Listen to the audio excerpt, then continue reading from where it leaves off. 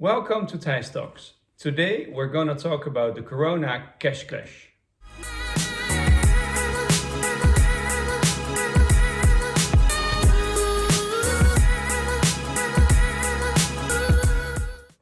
I have a question for you, and I would love you to write down your choice in the comments below later. Question: who you will borrow money? The brother called the North or your brother called the South? And let me explain a little bit about your brother the North and your brother the South. Let's start with the North. Your brother North is a very solid accountant. Dusty, but solid. He makes sure he pays his bills on time. He makes sure that the investments he's doing, he gets the money back. He earns a good amount of money. You know, it's never an incredibly rising star and definitely not a unicorn.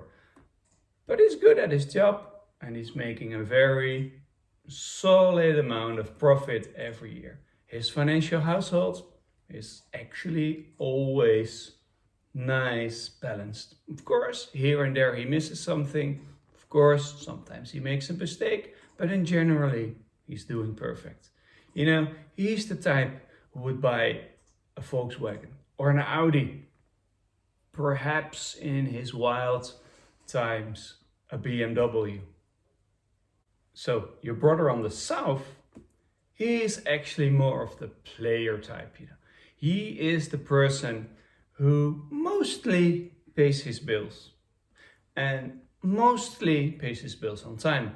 Not always, but hey, it can happen, right? He's also the kind who can have an extremely brilliant idea and wins a lot of money. On the same hand, he can also have the most stupid ideas which will lose so incredible much that everything he gained before he can lose again. He's the type who would definitely drive a Ferrari, a Fiat in his poor times, or a good Alfa Romeo. If you would be an investor, to whom you would give the money?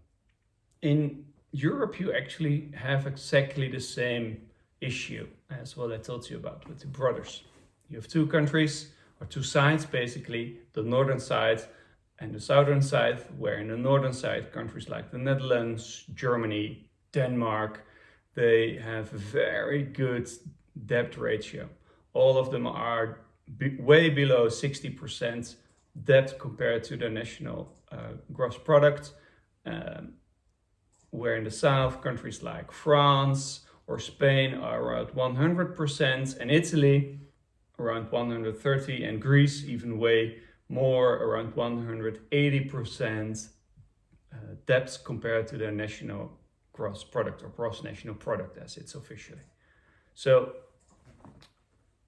that means that if you accumulate everything what they earn within a country, in the case of Greece, let's say, everything they earn, it takes them close to 2 years to only pay off the debt.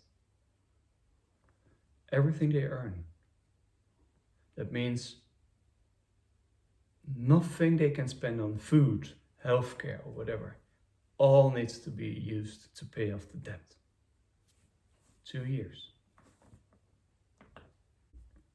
So that sounds like a lot, 2 years, but you need to understand that these debts mostly are paid off in 10 or 20 years. So in reality, it means that they have quite a long time and they can use a long time of cash flow to pay off this debt. On the other hand, if you have such a high debt ratio, this always has an impact on your interest rates. The risk for somebody to invest in a country like Greece or let's say Germany is way different. In Greece, it's way more difficult to get your money back because basically they already have a lot more debt. Where in Germany, the debt ratio is already quite low, so already from that risk perspective, your risk is lower.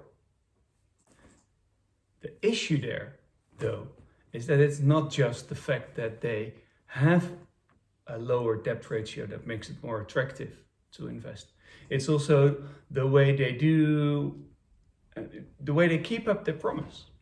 A country like the Netherlands, a country like Germany is known for their solid ways to do business. A bit rude sometimes, and perhaps sometimes not really in a friendly way, not human, as some people would say. But that does give them a very reliable image. And this reliable image actually also makes sure that northern countries have a very, very, very good interest rate. In fact, at this moment, the interest rate for a country like the Netherlands and a country like Germany is negative. So basically, if they would borrow 1 million euro, they pay back less than 1 million euro. Where a country like Greece pays 3.5% interest on on the 1 million. The question what rises then is, why does every country within the European Union needs to borrow their own money? Well, exactly. That's the issue of the cash clash. As everybody knows, the COVID-19 crisis absorbs a lot of money. Healthcare, loans for big companies, but also loans for small companies, unemployments, all of these items have a major cost effect for the government. So money is floating out way quicker than it comes in at this moment. For a country like Germany, it means that they spend a lot of more money than they actually get in, and they can, because they can borrow. For a country like Italy, in this case, or Spain for that matter, it is way more difficult to keep up with these payments.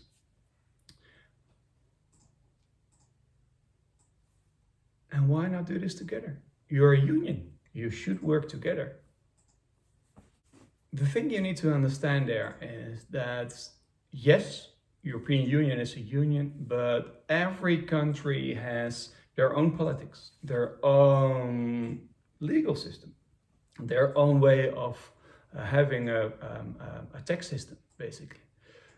So it's impossible for a lot of these countries to work together on that on a more, let's say, continental basis.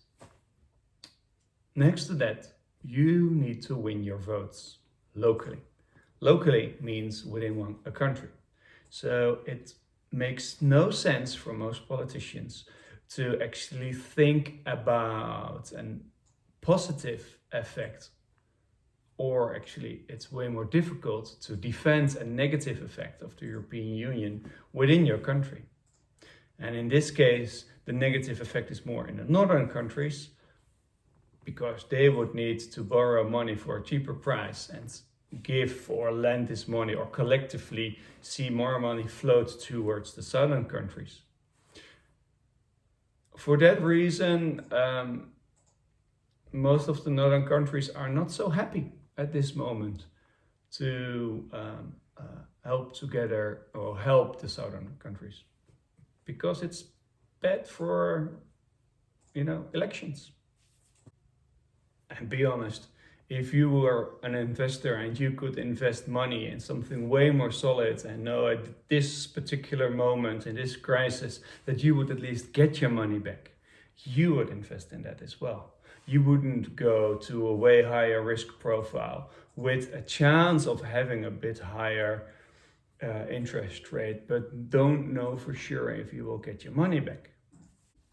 So the idea from mostly the southern countries is to borrow money as a collective, as the European Union on the market. And from a perspective of the southern countries, this is most probably with a way better conditions, in way better conditions than if they would borrow money separately. Imagine again, you have the two brothers. One has a good credit rate, one has just a little bit less high credit rate. If you would combine these conditions, it would most probably mean that from a perspective from the less credit rate, your credit rate would go up. But that's exactly the problem why the northern countries who has this very positive, this very good credit rate, they would not like to do this. It means for them that they would most probably pay more for the 1 million what they would need, or more, whatever they need, than what they would do before. So the clash what's at this moment is that they all need the cash. Northern countries, no biggie. Southern countries, big thing. Trying to imagine that the European Union, within the European Union at this moment, in the first 2 to 3 months of the COVID crisis, the European Union already spent 1,700 billion euros on payments towards companies to keep them alive, to keep them working, to pay employees who are temporarily unemployed. Half of this money is spent within Germany. The Netherlands, for example, and Belgium is also spending quite a lot of money. But for countries like Spain or Italy, it is extremely difficult with their relatively high debt already to create new loans, to attract new loans, to keep up with all the money, all the cash, what's needed to stay in the current level as what they would like to be. So to summarize, basically the cash clash, what's happening in Europe, it's all about northern countries who have a lot of cash, who can get easy additional cash, for who is cheap to get cash, don't want to give this cash or share this cash with the southern countries, where at this moment it's needed the most. So I ask you again, what would you choose? Would you choose the northern brother or the southern brother? Or do you think the combined of the two and working together would benefit for them both? Please let me know your comments below. And thank you for watching Thijs Talks. See you next time. So, thank you for watching my first video. I hope you enjoyed. If you want to see more of my videos, please subscribe below to my channel and give a thumbs up for this video.